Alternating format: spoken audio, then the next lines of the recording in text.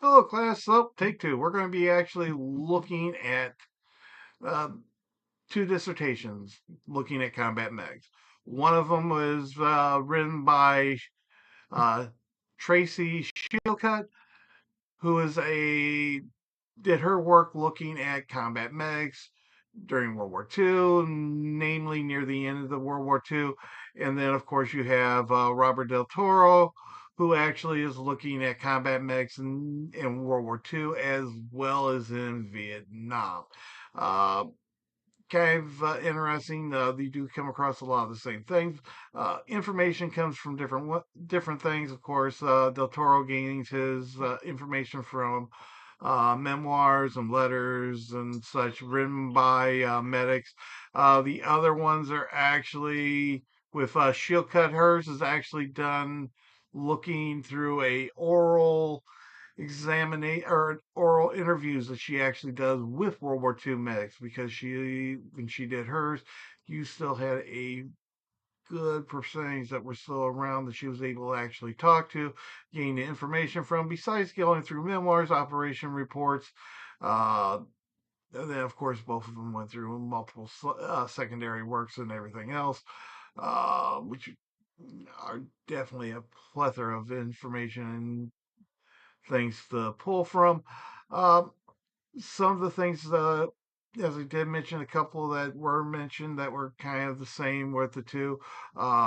Everything is, of course, the fact that the medics were never felt that they were fully trained for what they had to face, because the training did not match what you were seeing on the field.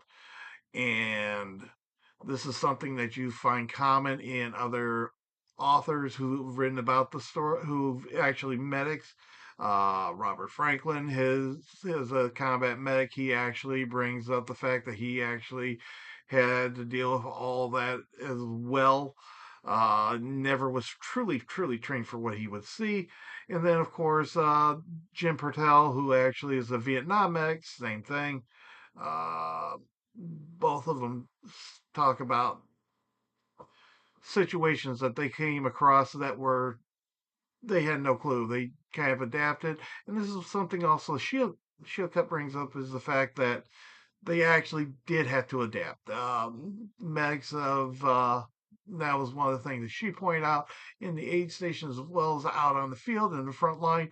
They're sitting there having to adapt. They're having to actually figure a way of getting around the training and the actual orders that they're in the doctrine that they're given. They're saying, okay, you do this, this, and this, but it doesn't cover when you get outside that box and you then have to come up with the idea of what to do next to actually try to save this person. And that's one of the things that always comes in. There's always a point of view that you're looking for, and this is one of the things that Del Toro was looking for, is the caring aspect, the actual health care and the taking care of the troops.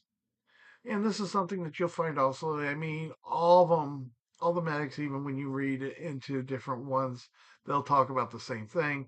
Even on the outside sources, Richard Gabriel in his book, he actually covers warfare from the God, your swords and medieval and all the way up to modern time. And this is one of the things that he has brought up, that never do you see where they're actually medical care is caught up to the training and all this. This is something also that you see even when you look at others. They talk about the gathering wounded, taking to collection points and everything else. But this is something that both of these two actually do cover. They do a very good job of actually covering most of these